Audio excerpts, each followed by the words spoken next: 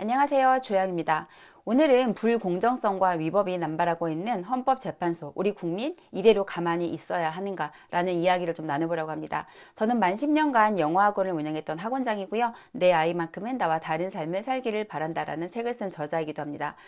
제가 오늘 네이버 뉴스에서 좀 어떤 인터뷰를 봤습니다. 신동아에서 헌법학자 허영경희대 석자 교수님과 인터뷰한 내용을 봤는데요. 교수님께서 말씀하시기를 헌법재판소가 현재 윤 대통령 탄핵 심판 과정에 위법 사례가 10건이 넘는다라는 말씀을 하시더라고요. 너무 기가 막히지 않나요? 헌법학자가 봤을 때 위법 사례가 10건이 있대요. 어디에서요? 헌법재판소에서요. 그러면서 말씀하시는 게 이런 불공정성 심판으로 오히려 국론이 분열되고 오히려 내란이 조장되는 그런 결과가 나올 수 있다라고 굉장히 우려의 목소리를 내셨습니다. 저는 사실 법을 전혀 몰랐고요. 관심도 없었습니다. 그리고 이런 법 용어 이런 거 전혀 몰랐습니다. 그런데 윤 대통령의 비상계엄 이후로 참 이런 어떤 뉴스나 아니면 이런 이제 인터뷰를 접하면서 저도 하나씩 배워가고 있는데요. 위법 사실이 10건이라는 게 좀 너무 기가 막혔어요. 그것도 한 나라의 대통령의 탄핵을 심판하는 헌법재판소에서. 그 중에서 제가 몇 가지를 좀 말씀을 드리려고 하는데, 이제 첫 번째 시작부터 첫 단추부터 잘못됐다고 하더라고요. 형수법에서 보장하는 7일 답변 기한 보장을 전혀 하지 않고요. 그걸 수신 간주로 해버렸다. 이게 무슨 말이냐면 국회에서 탄핵을 이제 의결을 하면은 그 소추 서류를 송달을 하죠. 누구한테? 대통령님께. 그러면 7일간은 원래 기다려줘야 돼요. 답변을. 그런데 그걸 보내놓고서 너 받은 걸로 내가 할게 라고 해서 바로 그냥 공판 기일을 일방적으로 정해버리면서 이 재판이 시작이 됐다라고 하네요. 기가 막히죠? 그리고 지금 8차 변론까지 왔는데 이 과정에 대통령 측과 협의 없이 계속 변론 기일을 그냥 자기들 마음대로 지정을 했는데요. 이 나라에 이런 법은 없었다고 합니다. 그리고 탄핵의 핵심이 되는 내란죄를 철회를 받아들였죠. 그러면은 사실은 이제 말 그대로 찐빵에 팥이 빠졌어요. 근데 그런데도 이걸 찐빵이에요 우기는 거에 대해서 함께 동조를 하고 있는 거죠. 만약 이게 내란이 아니라고 하면은 사실은 이 탄핵 심판 자체가 의미가 없거든요. 그럼 이거를 그 심판을 같이 해줄 게 아니라 이거를 기각해야 되는 게 맞는데 지금 이 흐름에 같이 헌재가 함께하고 있는 거죠.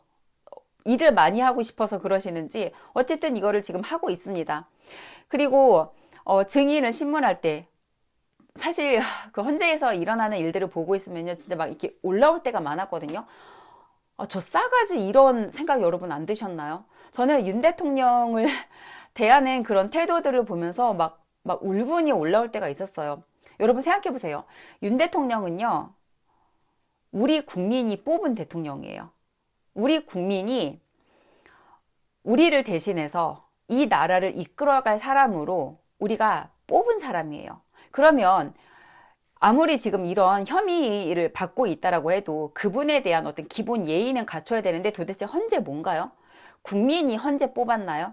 헌법재판관들 뽑았나요? 전 그 사람들 누군지도 몰랐어요. 이번 사건 터지는 바람에 그분들이 어떤 분인지 그리고 막 과거사도 알고 싶지 않았는데 워낙에 막 다양한 과거사들이 들쳐 나오다 보니까는 여러 가지를 알게 됐는데 그러니까 우리가 뽑은 재판관이 아니에요. 그러니까 어떻게 임명이 됐어. 그래서 그 자리에서 지금 그거를 하고 있어. 근데 그 사람들이 정말 그 자격이 있는지 없는지 우리 국민은 알지 못해. 그런데 우리가 뽑은 대통령을 왜 이렇게 함부로 대하지? 저는 정말 울분이 터져 나올 때가 많았거든요. 그런데 충분히 그 윤 대통령이 자신을 방어할 수 있는 그 방어권마저 침해당하고 있죠. 어디에서요? 헌재에서요. 그리고 원본이 없어졌다는 그 홍장원의 메모. 아니 국정원 짬밥이 그렇게 오래되셨는데 원본을 없애는 게 말이 됩니까? 그리고 얘기 들어보니까 블랙 요원까지 할 정도면은 그래도 한때는 꽤 진심으로 잘 나갔나 본데 이런 사람이 원본을 없앴다는 것 자체가 말이 안 되고요. 만약에 원본이 없어졌다고 하면은 사실은 그 그렇지. 필적 감정을 해서, 교수님 말씀은 필적 감정을 해서 진짜 이게 제대로 된 증거로 내가 채택할 만한 것인지 아닌지를요, 그걸 먼저 확인을 해야 된대요. 그리고 나서 증거 채택을 할지 말지를 결정해야 되는데, 덜컥 증거로 그냥 채택해버리는 거죠. 이런 과정 자체가 다 위법이라는 거예요. 그리고, 현재는 지금 사실은 대통령 권한 대행 한덕수, 네. 이 국무총리에 대해서 탄핵 심판을 먼저 해야 되는 게 맞는데 그것도 지금 계속 미루고 있죠. 그러면서 똥마려운 강아지 마냥 계속 윤 대통령의 탄핵에 대해서는요, 압박을 가하고 있죠. 왜 그럴까요?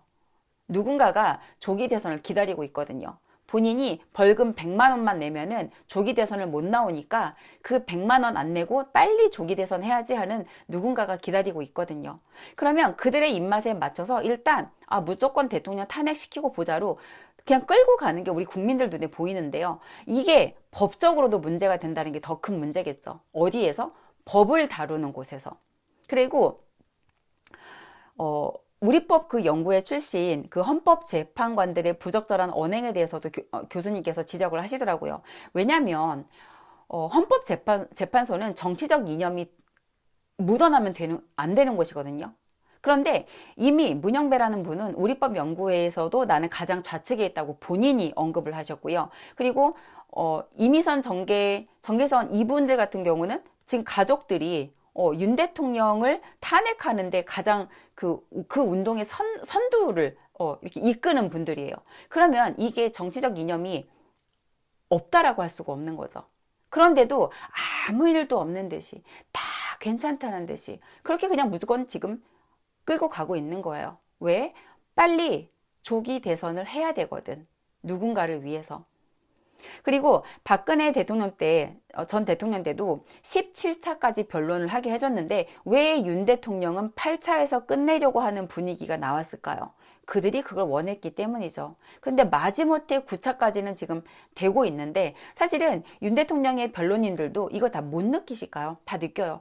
아니, 그냥 집에서 우리가 법 잘 몰라도 보고 있는 우리들도 이렇게 느끼는데 현장에서 싸우시는 분들은 얼마나 느끼겠어요. 이 불공정성과 위법에 대해서 얼마나 분노가 끓어오르시겠냐고요. 그러다 보니까는 뭐라고 하셨냐?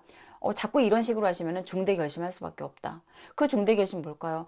그래. 재판으로는 안 되겠다. 재판 이제 포기 선언하고 우리 그냥 국민과 함께 국민 저항 운동으로 가자라고 할 수도 있는 거죠. 아마 그 길이 더 빠르지 않을까 싶기도 합니다. 이렇게 계속 간다면, 이렇게 위법과 불공정성이 자꾸 불거지게끔 행동을 하신다면 그 방법이 더 나을 수도 있지 않을까라는 생각까지 듭니다. 헌법 제1조 2항. 대한민국 주권은 국민에게 있고 모든 권력은 국민으로부터 나온다. 이 말 꼭 기억하시면 좋겠습니다. 그리고 지금 영상 보시는 분들은 대통령님이 힘을 내서 정말 우리 국민이 함께하고 있다는 것을 믿고 그리고 그 힘으로 싸우실 수 있도록 모두 집회로 나오시길 정말 부탁드립니다.